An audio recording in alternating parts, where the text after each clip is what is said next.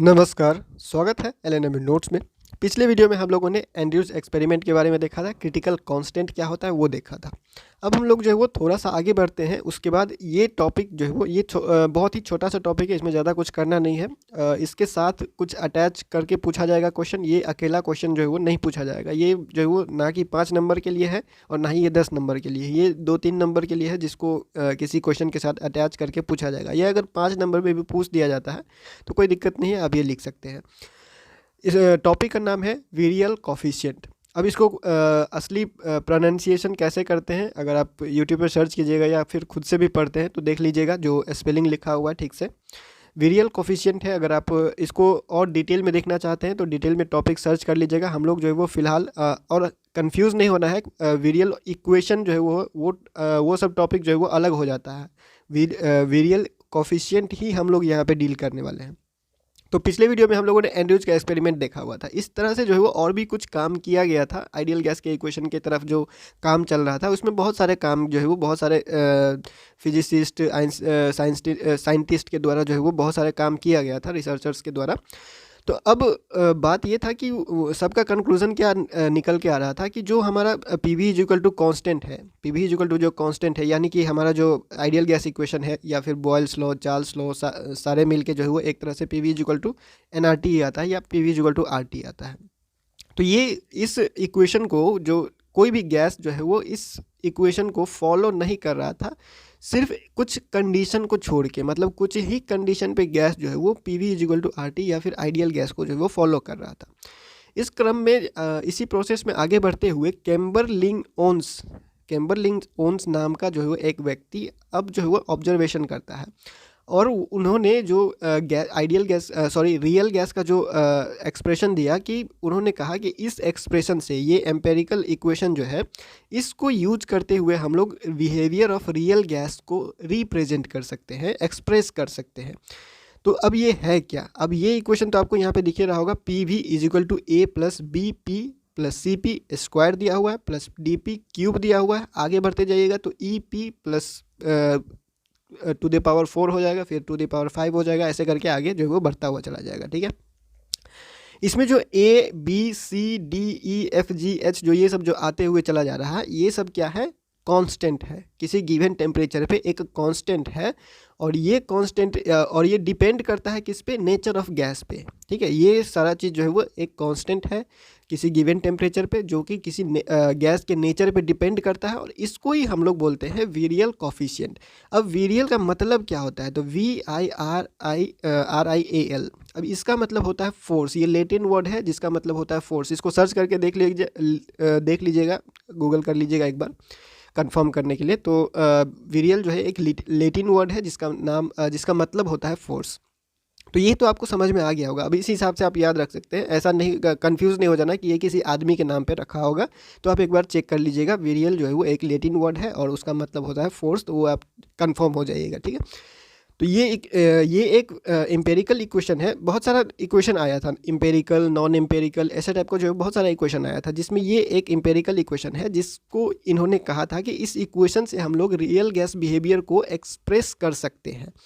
अब बात आता है कि ये इसका जो मैचिंग है, मतलब कि ये जो कांस्टेंट वगैरह है, इसके ऊपर क्या काम हुआ, या फिर ये है क्या, कहाँ तक ये जो है वो जाता है। तो हम लोग को जहाँ छोटा सा डिटेल को कवर करना है तो हम लोग जो है उसको करते हैं।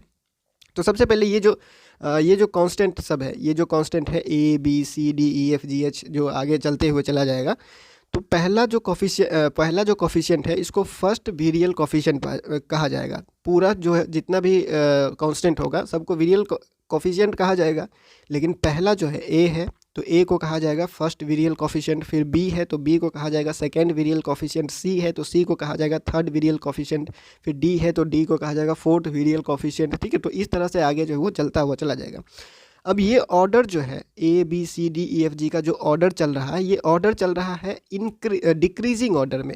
डिक्रीजिंग ऑर्डर कहने का मतलब ये हुआ कि ए का जो मैग्नीट्यूड का वैल्यू होगा, यानी कि ए का जो वैल्यू होगा बी से ज़्यादा होगा, फिर बी का जो वैल्यू होगा वो सी से ज़्यादा होगा, और सी का जो वैल्यू होगा वो डी से ज़्यादा होगा। यानी कि जैसे जैसे आगे बढ़ता हुआ चला जा रहा है, इसका मैग्नीट्यूड कम होता हुआ चला जा रहा है। ठीक है, इसका मैग्नीट्यूड क्या होता जा रहा है? कम होता है। जैसे जैसे ये आगे बढ़ रहा है, जैसे जैसे ये पावर में आगे बढ़ते हुए चला जा रहा है, वैसे वैसे इसका वैल्यू कम हो रहा है, ठीक है, वैसे वैसे इसका वैल्यू जो है वो कम होते जा रहा है। तो इस बात को जो है वो ध्यान में रखना है। ध्यान में रखने वाला यहाँ पे 2 ही 3 बात है, तो उसी को बस आपको पॉइंट करके नोट कर लेना है।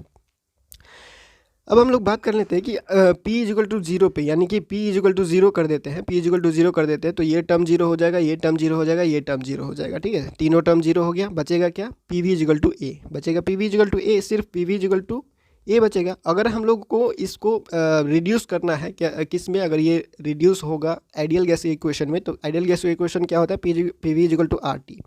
तो PV इजिकल टू A हम लोग को यहाँ से आ रहा है, तो PV इजिकल टू A आ रहा है और PV इजिकल टू RT होता है। तो अगर हम लोग इसको कंपेयर कर दे तो A is equal to RT, A is equal to क्या मिल गया? RT। तो A है पहला, फर्स्ट वेरियल कोफिशिएंट है, तो फर्स्ट वेरियल कोफिशिएंट A है, इजिकल टू क्या हो गया? RT, ठीक है। तो उसी तरह से सेकंड का भी होता है, सेकंड थर्ड ये सब जो ऊपर चला जाएगा, जैसे हम लोगों ने कहा कि जैसे जैसे ये आगे बढ़ता हुआ चला जाएगा वैसे वैसे इसका पावर कम होते चला जाएगा। तो अगर हम लोग कहीं किसी पॉइंट पे, मान लीजिए किसी पॉइंट पे ये 0 है, किसी पॉइंट पे ये 0 है, तो ये सारा नेगेटिव में चला जाएगा, ठीक है।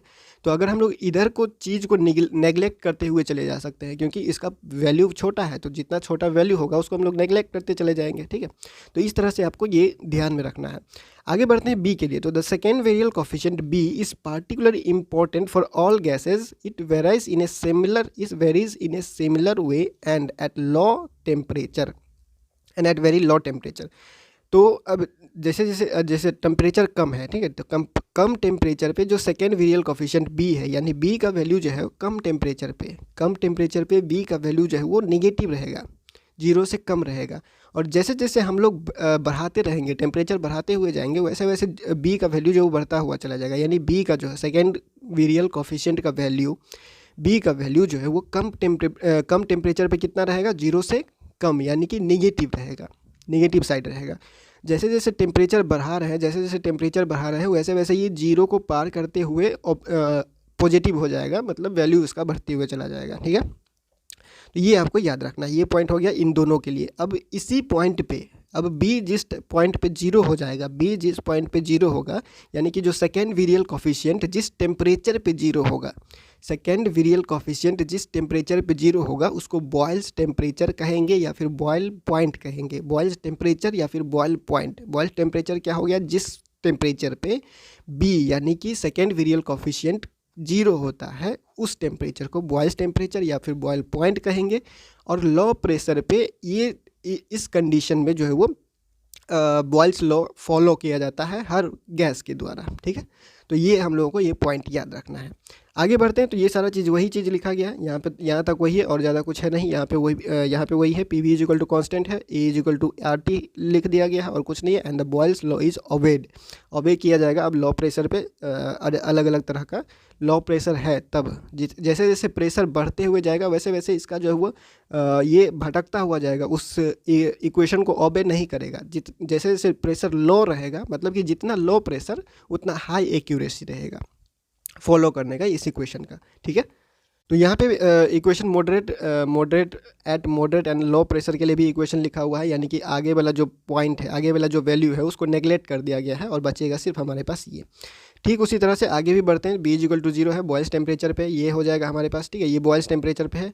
Kamerlingh Onnes equation has no physical basis, ठीक है। अब हम लोग जो है वो सीधे जंप करेंगे किस पे, जो हमारा रियल गैस के इक्वेशन है कि उन वंडर वाल के द्वारा दिया गया है, उस पे जो है वो हम लोग डायरेक्ट जंप करेंगे। तो वंडर वाल इक्वेशन ऑफ स्टेट या फिर वंडर वाल इक्वेशन फॉर रियल गैस, उसके ऊपर हम लोग जंप करेंगे। फिर उसमें भी देखेंगे कि क्या क्या अजम्पशंस थे उनके, उसके बाद कैसे वो जो है वो इक्वेशन निकालते हैं रियल गैस के लिए, ठीक है। तो फिलहाल इस वीडियो में इतना ही, मिलते हैं अगले वीडियो में अगले अपडेट के साथ LNM नोट्स के यूट्यूब चैनल पे।